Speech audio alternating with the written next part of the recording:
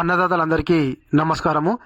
తెలంగాణ రాష్ట్ర ప్రభుత్వం అయితే అన్నదాతలకు అదిరిపోయే న్యూస్ని అయితే అందించడం జరిగింది. అతి త్వరలో అర్హులైనటువంటి అన్నదాతల అకౌంట్లో 2 సీజన్లకు సంబంధించినటువంటి రైతు భరోసా నిధులను అయితే వేయనున్నట్లుగా సమాచారము. 15,000 రూపాయలు ఎకరాకైతే అన్నదాతల అకౌంట్లో జమ కానున్నాయి.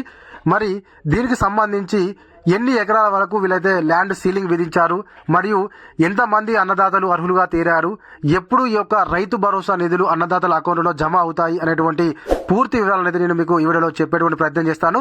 తప్పకుండా మీరు అందరూ అయితే ఈ వీడియో చివరి వరకు చూడండి. ఈ వీడియో మీకు ఎలా అనిపించింది, అసలు రాష్ట్ర ప్రభుత్వం పాలిస్తున్నటువంటి పరిపాలన మీద తప్పకుండా మీరైతే కామెంట్ చేయండి. రైతు భరోసా స్కీమ్, ఆ రోజు నుంచెల్లే రైతు భరోసా స్కీమ్ అమలు, వారికి మాత్రమే 15,000 రూపాయలు అకౌంట్లో అని చెప్పేసి మనకైతే ఒక న్యూస్ రావడం జరిగింది. మరి అది ఎవరకు ఏంది, ఇట్లాంటి వార్తలు మనకు ఎన్నిసార్లు వచ్చినాయి, నేను మీకు ఎన్నిసార్లు చెప్పినా చెప్పి అయితే నాకే ఒక రకంగా అనిపిస్తుంది మీకు చెప్పాలంటే. ఎందుకంటే ప్రతిసారి చెప్పడము, వాళ్ళు మాట మారవడము, చెప్పడము, మాట మారవడం అనేది ఒక విధంగా ఏంటంటే మన సబ్స్క్రైబర్లను అయితే మోసం చేసినట్టుగానే అనిపిస్తుంది. కాబట్టి మరి ఈ రోజు న్యూస్ అన్నా మరి ఇది ఖచ్చితంగా కావాలని చెప్పేసి నేనైతే కోరుకుంటున్నాను. తప్పకుండా మీరైతే వీడియో చివరి వరకు చూడండి. అన్ని విషయాల మీద అయితే మీకు చెప్పేటువంటి ప్రయత్నం అయితే చేస్తాను. తెలంగాణ ప్రభుత్వము రైతు భరోసా పథకానికి శ్రీకారం చుట్టడంతో రైతులు సంబరాలు చేసుకుంటున్నారు. కారణం ఉంది. ఈ చొరవ చిన్న మరియు సన్నకారు రైతులు ఆర్థిక అవసరాలను తీర్చడానికి, చురుకుగా సాగు చేసి వ్యవసాయ భూములకు మద్దతు ఇవ్వడానికి ఏటా ఎకరాకు 15,000 రూపాయలు అందించడం లక్ష్యంగా పెట్టుకుంది. సీఎం రేవంత్ రెడ్డి నేతృత్వంలోని కాంగ్రెస్ నేతృత్వంలో తెలంగాణ ప్రభుత్వం ఎన్నికల హామీలను నెరవేర్చేందుకు కట్టుబడి ఉంది.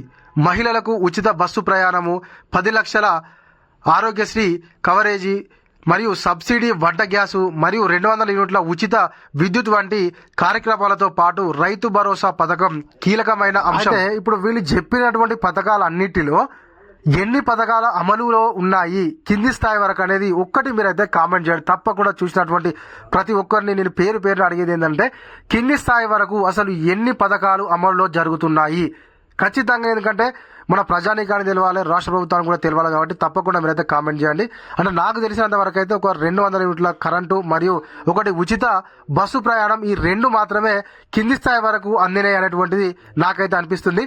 మరి మీకు కింది స్థాయి వరకు ఏ ఒక్క పథకం అందింది అనేది మీకు అనిపిస్తుందో దాన్ని కూడా మీరైతే ఒకసారి కామెంట్ చేయండి. ప్రస్తుతం ఉన్న రైతు బంధు పథకం వలె కాకుండా భూ యజమానులందరికీ విస్తృతంగా మద్దతునిస్తూ రైతు భరోసా పథకం ప్రత్యేకంగా రియల్ ఎస్టేట్ హోల్డింగ్లను మినహాయించి చురుకుగా సాగు చేసే భూములను లక్ష్యంగా చేసుకుంటుంది. 5 ఎకరాల లోపు భూమి ఉన్న రైతులు ఈ పథకానికి అర్హులు. ఈ విధానం వ్యవసాయంలో నిజంగా నిమగ్నమైన వారి ఆర్థికంగా వారికి సాయం అందేలా చేస్తుంది. ప్రస్తుతం ఉన్న రైతు బంధు వేదికతో కొత్త పథకాన్ని అనుసంధానం చేయాలని కాంగ్రెస్ ప్రభుత్వం యోచిస్తుంది.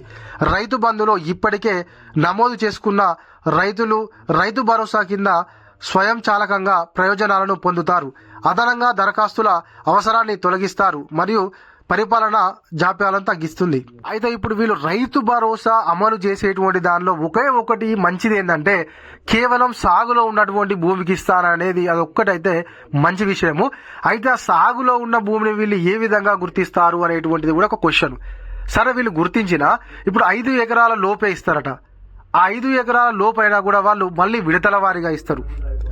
మనకి ఏదైతే ఇప్పుడు రుణమాఫీ వాళ్ళు విడతల వారీగా ఎలా చేశారో అదే విధంగా మనకు ఈ యొక్క రైతు భరోసానైతే ఇవ్వడానికి ప్లాన్ చేస్తున్నట్టుగా తెలుస్తుంది. మరి ఆ ప్లాన్ కూడా వాళ్ళు పర్ఫెక్ట్గా పలాని డేటు అంటూ ఒకటి లేదు. ఎవరి నోటికి ఏదొస్తే అదే మాట్లాడుతున్నారు. వ్యవసాయ శాఖ మంత్రి చెప్పింది జరగడం లేదు, ముఖ్యమంత్రి చెప్పింది జరగడం లేదు, పౌర సరఫరా శాఖ మంత్రి చెప్పింది జరగడం లేదు. ఎవరికి తోచినటువంటి డేటు వాళ్ళు చెప్తున్నారు తప్ప మనకు కింది స్థాయిలో ఏదైతే ఇంప్లిమెంటేషన్ అయితే శూన్యం. 15,000 ఆర్థిక సహాయాన్ని వ్యవసాయ సమయంలో 1 లేదా 2 విడతలుగా పంపిణీ చేయాలని ప్రతిపాదించారు. ఈ పథకంతో గ్రామీణ ప్రాంతాల్లో ఆర్థిక స్థిరత్వాన్ని పెంపొందించడం ద్వారా ఉత్పాదకతను పెంచడం మరియు చిన్న తరహా రైతుల జీవనోపాధిని బలోపేతం చేయడం ప్రభుత్వం లక్ష్యంగా పెట్టుకుంది. అయితే ప్రభుత్వం ఇన్ని చెబుతుంది కదా, ఒకసారి ఏదైతే వీళ్ళు సబ్ కమిటీ వేశారో ముగ్గురి ఆధ్వర్యంలో మన బట్టి విక్రమార్క గారి ఆధ్వర్యంలో సబ్ కమిటీని వేసామని చెప్తున్నారు కదా. అసలు ఎందుకు ఆ సబ్ కమిటీ నిర్ణయాన్ని చెప్పడం లేదు? ఇప్పుడు మన 10 సార్లు వ్యవసాయ శాఖ మంత్రి మాట్లాడిండు, 10 సార్లు సీఎం మాట్లాడిండు, 10 సార్లు మిగతా మంత్రులు రైతు భరోసా గురించి ఇంకా దీని గురించి అని ఇంతగానని చెప్పారు. మరి ఎందుకు ఈ యొక్క మన క్యాబినెట్ సబ్ కమిటీ నిర్ణయాన్ని మాత్రం బయట పెట్టడం లేదు? ఇది అసలు అంతుపట్టని క్వశ్చన్ ఇది. మరి వాళ్ళు అసలు కింది స్థాయిలో వాళ్ళు ఏదైతే మనకు రైతులను మేము ప్రశ్నించినాము, వాళ్ళు చెప్పినటువంటి నిర్ణయాలను మేము సేకరించామని అంటున్నారు కదా, అది కింది స్థాయిలో జరిగిందా జరగలేదా? మరి ఏది నిజం ఏంది అని చెప్పాల్సినటువంటి బాధ్యత సబ్ కమిటీ మీద ఉందా లేదా? తెలంగాణ ప్రజానీకానికి నిజాలు తెలియాల్సినటువంటి అవసరం ఎంతైనా ఉంది. కాబట్టి తప్పకుండా మీ సబ్ కమిటీ నిర్ణయం ఏదైతే ఉందో దాన్ని ముందుగా బయట పెట్టాలని చెప్పేసి తెలంగాణ ప్రజానీకం అయితే అన్నదాతలు అయితే కోరుకుంటున్నారు. ఇది మన వీడియో. ఈ వీడియో కనుక మీకు నచ్చినట్లయితే తప్పకుండా మీరైతే కామెంట్ చేయండి. ఇంకా ఎలాంటి వీడియో చేస్తే బాగుంటుందో అది కూడా కామెంట్ చేయండి. ఇంకా మీలో ఎవరైనా మన ఛానల్ సబ్స్క్రైబ్ చేయకపోతే వెంటనే సబ్స్క్రైబ్ చేసుకొని పక్కనటువంటి గంట సింబల్ అయితే తప్పకుండా నొక్కండి. Thank you.